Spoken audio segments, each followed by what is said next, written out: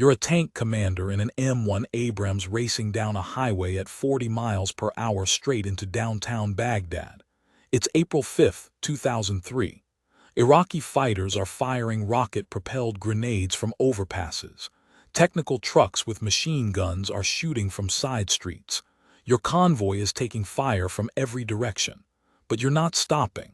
You're not even slowing down. You're blasting through the city at full speed, destroying anything that shoots at you, and you're headed straight for Saddam Hussein's presidential palace. This is Thunder Run, the most audacious armored raid in modern warfare, and it proved that American tanks could drive right into an enemy capital and take it by force. Welcome to a new series covering modern Middle Eastern conflicts. Today we're talking about Operation Thunder Run, the missions that seized Baghdad in April 2003. While the world expected weeks of brutal urban fighting, the 3rd Infantry Division decided to try something crazy. Send armored columns racing through Baghdad, show the Iraqi regime that coalition forces could go anywhere they wanted, break Iraqi morale by proving the capital was no longer safe. The first Thunder Run was a raid, drive through the city and get out. The second Thunder Run was even bolder, drive in and don't leave.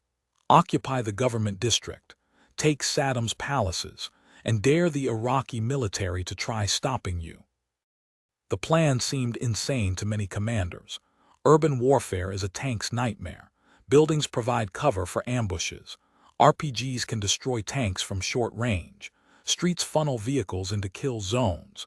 Conventional wisdom says you clear cities slowly, building by building, using infantry to secure areas before armor moves in. Thunder Run violated every rule. It was speed, violence, and shock over careful tactics. But the commander of 2nd Brigade, Colonel David Perkins, believed audacity would work better than caution. The first Thunder Run happened on April 5th. A column of tanks and Bradleys, about 30 vehicles, entered Baghdad from the south. Their route took them past the airport they just captured, north on Highway 8, around the city on a Cloverleaf interchange, then back south. 25 miles through the heart of Baghdad. The mission was reconnaissance in force. See what resistance looked like, test Iraqi defenses, and show the regime that coalition forces could strike anywhere. The column moved fast. Tanks traveling at 40 miles per hour, Bradleys keeping pace, the entire formation maintaining speed and momentum. Iraqi fighters appeared everywhere. Fedgeen paramilitaries firing AK-47s and RPGs from buildings, bridges, overpasses. Iraqi army units with mortars and machine guns. Technical trucks, civilian vehicles with weapons mounted in the beds, trying to get alongside the American armor. The Americans didn't slow down. They returned fire while moving. Main tank guns blasting at anything that posed a threat. Machine guns raking buildings and vehicles. Staff Sergeant Stefan Booker was a tank commander during the first Thunder Run. He described it as the most intense experience of his life. We're doing 40 miles an hour and there's fire coming from everywhere. RPGs bouncing off our armor. Machine gun rounds hitting like rain. Our gunner is traversing the turret back and forth, engaging targets continuously. We're shooting main gun rounds into buildings, into vehicles, into anything that's shooting at us. And we're just not stopping. The Iraqis couldn't believe we were driving right through their city. The first Thunder Run accomplished its mission. The column drove through Baghdad, engaged hundreds of targets, and returned to base with all vehicles intact. Some took RPG hits, but the Abrams armor held. A few crew members were wounded, but none killed. The psychological impact on Iraqi forces was enormous. Baghdad was supposed to be the regime's fortress. Coalition forces weren't supposed to be able to just drive through it, but they had, and there was nothing Iraqi forces could do to stop them. Iraqi propaganda minister Mohammed Said al-Sahaf, nicknamed Baghdad Bob by Western media, went on television claiming coalition forces were nowhere near Baghdad, that Iraqi forces were winning. Meanwhile, American tanks were literally driving past the buildings where he was broadcasting. The disconnect between Iraqi propaganda and reality became obvious to everyone. including Iraqi soldiers watching their capital being violated by enemy armor. The second Thunder Run happened April 7th, 2 days later. This time the mission was more ambitious. Don't just raid Baghdad, seize and hold the government district. Colonel Perkins planned to drive his brigade into the heart of the city, occupy Saddam's palaces and government buildings, and stay there. If Iraqi forces wanted their capital back, they'd have to fight through American tanks to get it. It was a massive gamble. The column was larger this time, more vehicles, more support. They entered from the south again, but this time turned into the government district instead of looping around. As they penetrated deeper into Baghdad, resistance intensified. Iraqi fighters realized this wasn't a raid, this was an invasion of the city center. They threw everything at the American column: suicide car bombs, concentrated RPG fire, mortars, artillery, infantry attacks from buildings. The fighting was brutal. American tanks were taking multiple RPG hits. One Abrams took over 20 RPG impacts during the mission. The armor held, but the cumulative damage was concerning.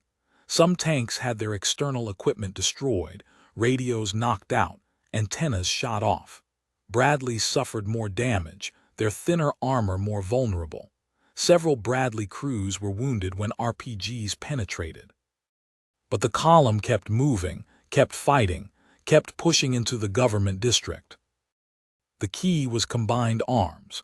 Tanks provided heavy firepower and armor protection. Bradleys carried infantry who could dismount and clear buildings. Artillery fired support missions from outside the city. Apache helicopters flew overhead, engaging Iraqi positions. Close air support struck Iraqi reinforcements trying to reach the battle. The entire system worked together to enable the armored thrust into Baghdad. By nightfall on April 7th, 2nd Brigade held key positions throughout the government district. They occupied several of Saddam's palaces, turning them into forward operating bases. Iraqi forces launched counterattacks through the night, waves of fighters trying to dislodge the Americans. All were repelled. The Americans had fuel, ammunition, and determination. The Iraqis had courage but not the firepower to push M1 Abrams tanks out of fortified positions. April 8th, 3rd Infantry Division consolidated control. More units moved into Baghdad. The Marines entered from the east. Iraqi resistance began collapsing. Some units fought to the end, others melted away. Saddam's regime, which had lasted over 2 decades, was falling apart in real time. By April 9th, American forces controlled central Baghdad. The famous scene of Saddam's statue being toppled happened that day. The Thunder Runs had worked. The casualties tell the story. 2nd Brigade lost several soldiers during the Thunder Run operations. Each death was tragic and felt by their units. But the feared bloodbath, the months of urban warfare that intelligence had predicted, never materialized. The audacious strategy of driving armor straight into Baghdad had broken Iraqi morale faster than slow, cautious advances would have. The Thunder Runs became legendary immediately. Military analysts worldwide studied the operations. Urban warfare doctrine was rewritten. The idea that modern armor could operate in cities, even hostile capitals, if used aggressively and with proper support, became accepted. The Thunder Runs weren't perfect. They relied on technological superiority and the enemy's inability to adapt. But they worked. For the Iraqi perspective, Thunder Run was psychologically devastating. Baghdad was supposed to be defendable. The regime had promised the city would be Saddam's Stalingrad, a meat grinder for American forces. Instead, American tanks drove through the streets and occupied government buildings within days. The regime's promises were exposed as lies. Morale collapsed. Units dissolved. The psychological warfare aspect of Thunder Run was as important as the physical destruction. The Iraqi fighters who resisted showed courage. Fighting tanks with small arms and RPGs is suicidal, but they did it anyway. Fedayeen paramilitaries, Republican Guard remnants, foreign fighters, and Iraqi army units that stayed loyal all attacked the American columns. They inflicted some damage, but courage without effective weapons or tactics just means dying bravely. The technological and tactical gap was too wide. The aftermath of Thunder Run set conditions for everything that followed in Iraq. The regime fell quickly, but the rapid collapse meant many Iraqi military units dissolved rather than surrendered formally. Weapons caches were abandoned. Soldiers went home with their equipment. This contributed to the insurgency that would plague Iraq for years. Thunder Run won the conventional battle for Baghdad, but the war was far from over. For the soldiers who participated, Thunder Run was the defining moment of the invasion. They'd driven through an enemy capital under fire and lived. They'd done something military history said was nearly impossible. The pride was real, but so was the recognition that this was just the beginning. Taking Baghdad was one thing. Holding Iraq would prove far harder. If you served in Thunder Run or fought in Baghdad in April 2003, leave a comment below. The armored raids that seized Baghdad in 48 hours rewrote the book on urban warfare and remain one of the most studied operations of the Iraq War. Thanks for watching. Thunder Run showed that modern armor, used aggressively with combined arms support, can achieve objectives in urban terrain that conventional wisdom says are impossible.